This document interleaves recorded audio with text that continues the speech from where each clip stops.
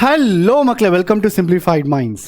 So ಮಕ್ಕಳೇ, ಇನ್ನು ಕೆಲವೇ ಗಂಟೆಗಳಲ್ಲಿ ನಿಮ್ಮ ಸೆಕೆಂಡ್ ಪಿ ಯು ಫಿಸಿಕ್ಸ್ ಎಕ್ಸಾಮ್ನ ಬರೀತೀರಾ. ಆ್ಯಂಡ್ ನಿಮ್ಗೆ ಏನೇನು ಬೇಕೋ ನ್ಯೂಮರಿಕಲ್ಸ್ ಎಲ್ಲ ನಾನು ಆಲ್ರೆಡಿ ಕೊಟ್ಟಿದ್ದೀನಿ.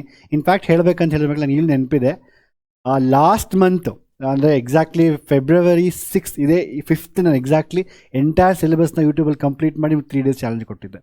ಆದರೆ ತುಂಬ ಜನ ಮಕ್ಕಳು ಇನ್ನೂ ಈಗ ಸ್ಟಡಿ ಮಾಡ್ತಾ ಇದ್ದೀರಾ. ದಯವಿಟ್ಟು ಈ ಮಿಸ್ಟೇಕ್ಸ್ನ ನೆಕ್ಸ್ಟ್ ಎಕ್ಸಾಮ್ಸ್ಗೆ ಮಾಡಬೇಡಿ. ಅರ್ಥ ಆಯ್ತಾ ಕ್ಲಿಯರಾಗಿ? Do not worry, we are there. And ತುಂಬ ಜನ ಕಮೆಂಟ್ ಮಾಡ್ತಾ ಇದ್ದಾರೆ, sir we gone to miss you ಅಂತ. ಡು ನಾಟ್ ವೆರಿ ಮಕ್ಕಳು, not gone to miss me because I not gone to leave you. ಆಯಿತಾ? ನಾನು ನೆಕ್ಸ್ಟ್ ಕೆಮಿಸ್ಟ್ರಿಗೆ ಬರ್ತೀನಿ, ಮ್ಯಾಥ್ಸ್ಗೂ ಬರ್ತೀನಿ. ಅರ್ಥ ಆಯ್ತಾ? ಬಯಾಲಜಿಗೆ ಬಿಟ್ಟು ಎಲ್ಲದಕ್ಕೂ ಬರ್ತೀನಿ. ಬಯಾಲಜಿಗೆ ಮೇಡಮ್ ಬರ್ತಾರೆ. ಅರ್ಥ ಆಯ್ತಾ? So R P is not gone to leave you. In after that also CET is gone to come. So ಅದಕ್ಕೂ ನಾನು ಬಿಡೋದಿಲ್ಲ. ಅದಾದಮೇಲೆ ನಿಮ್ಮ ಕಾಲೇಜ್ ಕೌನ್ಸಿಲಿಂಗ್ ಬೇಕು, ಅದಕ್ಕೂ ಬಿಡೋದಿಲ್ಲ. ಸೊ ನಿಮ್ಮನ್ನು ಅಟ್ಲೀಸ್ಟ್ ನೆಕ್ಸ್ಟ್ ಒಂದು ಮಿನಿಮಮ್ ಅಂತ ಹೇಳಿದ್ರೆ ಒಂದು 3 months ಆರ್ ಪಿ ಬಿಡೋದಿಲ್ಲ. ಅರ್ಥ ಮಾಡ್ಕೊಳ್ಳಿ. ಅರ್ಥ ಆಯ್ತಾ? ಯು ಕೀಪ್ ಪ್ಲೀಸಿಂಗ್ ಹಲೋ ಮಕ್ಕಳೇ ಅಂದ್ಬಿಟ್ಟು. ಓಕೆ, ನೆಕ್ಸ್ಟ್ ಇಲ್ಲಿ ಇದು ಮೋಸ್ಟ್ ಇಂಪಾರ್ಟೆಂಟು ಟೈಮ್ ಮ್ಯಾನೇಜ್ಮೆಂಟು ಮತ್ತು paper presentation. Okay, yeah. So first discuss about the paper, ಹೇಗೆ ಪ್ರೆಸೆಂಟೇಷನ್ ಮಾಡೋಕೆ. ದಿಸ್ ವೆರಿ ಇಂಪಾರ್ಟೆಂಟ್ ಮಕ್ಕಳೇ. ನೀವು ಎಷ್ಟು ಓದಿರ್ತೀರೋ ಅಷ್ಟೇ ಈ ಪ್ರೆಸೆಂಟೇಷನ್ ಕೂಡ ತುಂಬಾ ಇಂಪಾರ್ಟೆಂಟ್. ಅರ್ಥ ಆಗಿದೆ ಕ್ಲಿಯರಾಗಿ?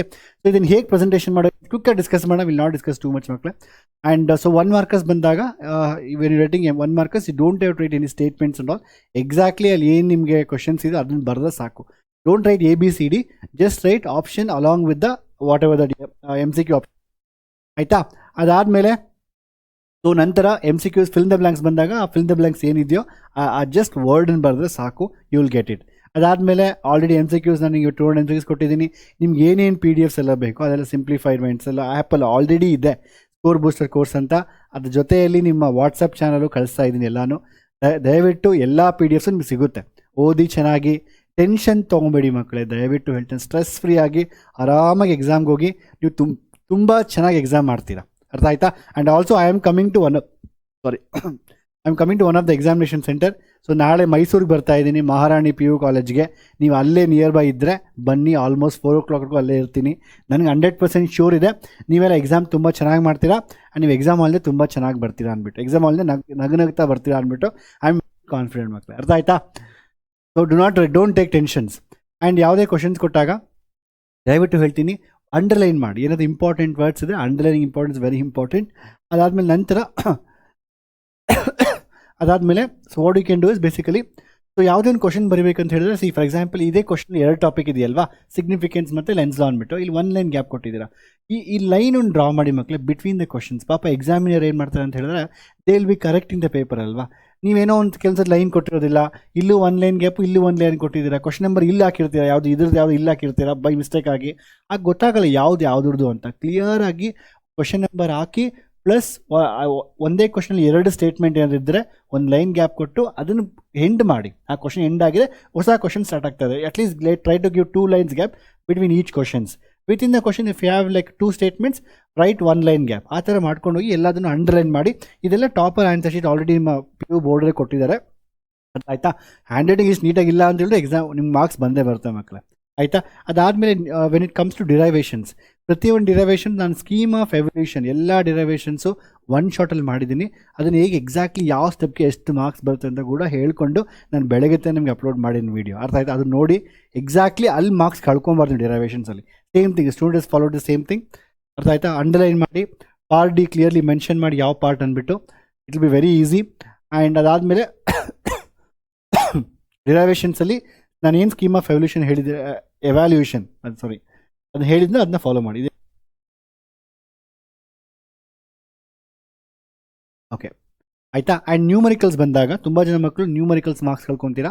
ನ್ಯೂಮರಿಕಲ್ಸಲ್ಲಿ ನೆನ್ಪಿಟ್ಕೊಳ್ಳಿ, unit is very very important. ಏನು ಯೂನಿಟ್ ಇದೆ ಅದು ಯೂನಿಟ್ ಮೆನ್ಷನ್ ಮಾಡಿ, ಕ್ಲೀನಾಗಿ ಪ್ರಾಪರಾಗಿ ಗಿವನ್ ಬರೆದು ಫಾರ್ಮುಲಾ ಬರೀಲೇಬೇಕು. ನೀವು ಗಿವನಲ್ಲೇ ಆ ಯೂನಿಟ್ಸ್ ಬರ್ಕೊಂಬಿಟ್ಟು formula, given formula answer units, ಆನ್ಸರ್ನ ಅಂಡರ್ಲೈನ್ ಮಾಡಿ. It's very good. ಅರ್ಥ ಆಗಿ ಕ್ಲಿಯರಾಗಿ ಯಾವುದೇ ಒಂದು ಡಿರೈವೇಷನ್ ಮಾಡಿ ಅಂಡರ್ಲೈನ್ ಮಾಡಿ ತುಂಬ ಒಳ್ಳೆಯದು. ಒಂದು ಏನಾದರೂ ಸ್ಕ್ರ್ಯಾಚ್ ಆದರೆ ಸಪ್ರೇಟಾಗಿ ಮತ್ತೆ ಬರೀರಿ. Student has done some wrong here, ಅದನ್ನು ಮತ್ತೆ ವಾಪಸ್ ಕ್ಲಿಯರಾಗಿ ಬರೆದಿದ್ದಾರೆ. ಅರ್ಥ ಆಯ್ತಾ? ಈ ರೀತಿ ಪ್ರೆಸೆಂಟ್ ಮಾಡಿ, ಪೇಪರ್ನ ತುಂಬ ಚೆನ್ನಾಗಿ ಪ್ರೆಸೆಂಟ್ ಮಾಡಿ.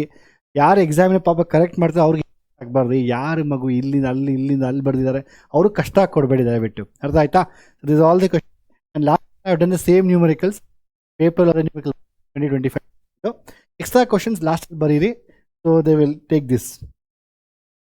ಮೋಸ್ಟ್ ಇಂಪಾರ್ಟೆಂಟ್ ಟೈಮ್ ಮ್ಯಾನೇಜ್ಮೆಂಟ್ ಮಕ್ಕಳೇ. ಸೊ ಪೇಪರ್ ಪ್ರೆಸೆಂಟೇಷನಲ್ಲಿ ಮೇಜರ್ ಆಗಿ ಫಿಸಿಕ್ಸಲ್ಲಿ ನ್ಯೂಮರಿಕಲ್ಸ್ ಮಾರ್ಕ್ಸ್ ಕಳ್ಕೊತೀರ, ಯೂನಿಟ್ಸ್ ಮೆನ್ಷನ್ ಮಾಡಿ, ಗಿವನ್ ಫಾರ್ಮುಲಾ ಯೂನಿಟ್ಸ್ ರಾಂಗ್ ತೊಗೊಬೇಡಿ. ಅದಾದಮೇಲೆ ಡಿರೈವೇಷನ್ಸ್ ಎಲ್ಲ ಬರೀಬೇಕಾದ್ರೆ ಪ್ರಾಪರಾಗಿ ಒಂದು ಆ ಡಯಾಗ್ರಾಮ್ ಬರೆದು ಒಂದು 2 ಲೈನ್ ಸ್ಟೇಟ್ಮೆಂಟ್ ಬರೆದು ನಂತರ ಡಿರೈವೇಷನ್ ಸ್ಟೆಪ್ ವೈಸ್ ಮಾಡ್ಕೊಂಡು ಹೋಗಿ. ಆ್ಯಂಡ್ 2 ಮಾರ್ಕರ್ಸ್ 3 ಮಾರ್ಕರ್ಸ್ ಎಲ್ಲ ಪ್ರಾಪರ್ ಅಂಡರ್ಲೈನ್ ಮಾಡಿ, ಕೀವರ್ಡ್ಸ್ನ ಅಂಡರ್ಲೈನ್ ಮಾಡಿ. ಅರ್ಥ ಆಯಿತಾ? ಸಿಂಪಲಾಗಿ ನಿಮ್ಗೆ ತುಂಬ ಟೈಮ್ ಸಿಗುತ್ತೆ. ಆ್ಯಂಡ್ ನಿಮಗೆ ಟೈಮ್ ಎಂಟೈರ್ ನಿಮ್ಮ ಫಿಸಿಕ್ಸ್ ತೊಗೊಂಡ್ರೆ ನಿಮಗೆ 3 hours ಸಿಗುತ್ತಲ್ಲ ಮಕ್ಕಳೇ. ಸೊ ಯು ಟೇಕ್ ಲೈಕ್ 1 ಮಾರ್ಕ್ಗೆ 2 minutes ಅಂತ ತೊಗೊಳ್ಳಿ ಟೈಮಲ್ಲಿ. ತಲೆಯಲ್ಲಿ ಇಟ್ಕೊಂಡಿರಿ 1 ಮಾರ್ಕ್ ಅಂದರೆ 2 minutes ಎಕ್ಸೆಪ್ಟ್ MCQs ಮತ್ತು fill the blanks try to finish entire in first 20 minutes. ನಿಮ್ಮ ಎಕ್ಸಾಮ್ ಸ್ಟಾರ್ಟ್ ಆಗಿದ ತಕ್ಷಣ ಫಸ್ಟ್ ಟೈಮ್ ಮೈಂಡ್ ಸೆಟ್ನ ಸೆಟ್ ಮಾಡ್ಕೊಂಡಿರಿ. ನನ್ನ ಎಕ್ಸಾಮ್ 10 o'clock ಸ್ಟಾರ್ಟ್ ಆಗ್ತಾರೆ, ಎಕ್ಸಾಕ್ಟ್ಲಿ 10:20ಗೆ ನಾನು exactly MCQs fill the blanks ಮುಗಿಸ್ಬೇಕು.